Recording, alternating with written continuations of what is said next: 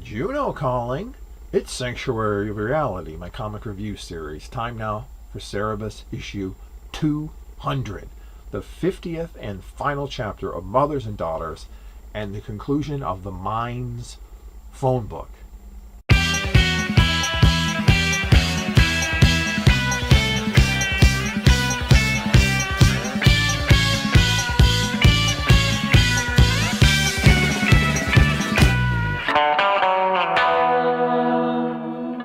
It's now blizzarding on Pluto, and Cerebus is regretting telling Dave to go away. He cries out for his creator, but gets no response. He isn't hungry, cold, tired, or anything like that, just like the judge is on the moon, but he's still at the mercy of his environment. Remembering he's just a story to Dave, he hopes that by not doing anything interesting, Dave will intervene and send him back to Astarcion. Even going toward the sheltered side of a mountain to be boring leaves him buried under an avalanche. Meanwhile, back on Earth, unbeknownst to Cerebus, Jaka drunkardly writes angry letters to her date, who apparently stood her up. So, 3 weeks later, Cerebus is going mad on Pluto. The snow has stopped at least. He somehow telepathically manages to place a mental phone call to Aardvark Vanaheim Incorporated and speaks to the secretary, trying to get a hold of Dave's boss.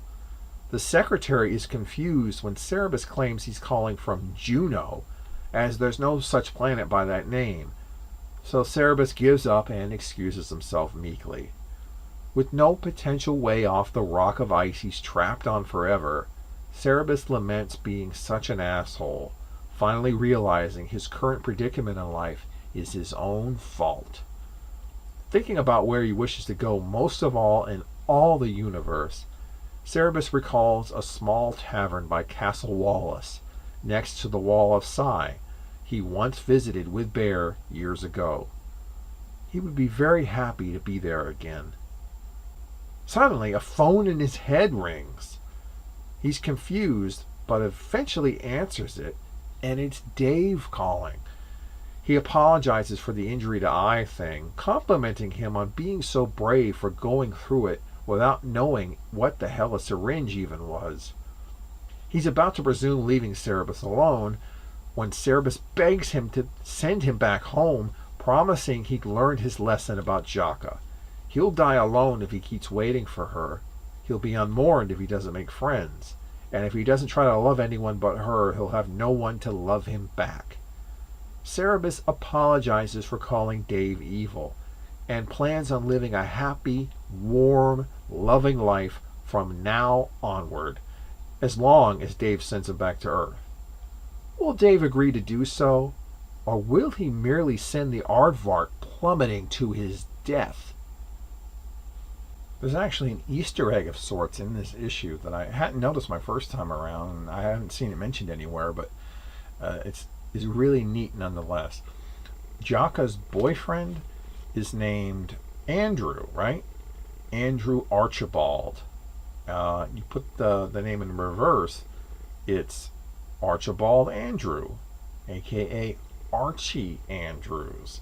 There's even mention of a rival for Jaka's affections, whose name is Veronica.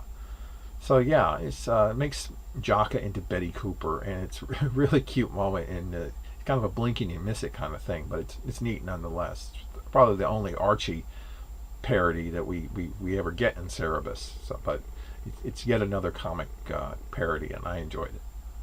The ending, with Dave munching on a carrot and calling Cerebus a maroon as the shot pulls out from the panels, is a reference to the Warner Brothers Merry Melodies cartoon Duck Amuck, where Daffy Duck is at the mercy of an unseen animator who is only at the end revealed to be actually Bugs Bunny.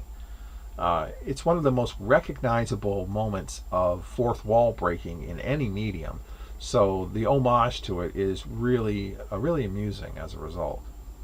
So this is the end of Minds, which is probably my third favorite Cerebus phone book. It ties up all the loose ends of the series up to this point pretty neatly, and is also an excellent inner exploration of the title character.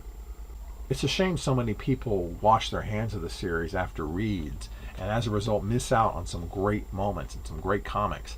But really, it's their loss, truly, I would say.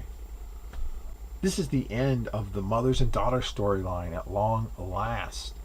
I kind of felt that the storyline really truly petered out after Astoria left, whereas Mines has absolutely nothing to do with mothers or daughters other than really Saren's flashback. It's really more about a creator and his creation than a mother and a daughter, but I guess in a way there is some parental involvement in there, so it's not entirely unrelated. Church and State may be a little bit longer, but Mothers and Daughters is more diverse and is more of the culmination of so much of the series as a whole. It was definitely epic in style, scope, and execution. And if I have any criticism really as for the storyline, I say it went on just a little too long, just a little too long. It maybe overstayed its welcome a little bit to me, but it changed things up so much so it was never boring, not once, not even during all the dense text stuff. Next time, Cerebus goes where everybody knows your name.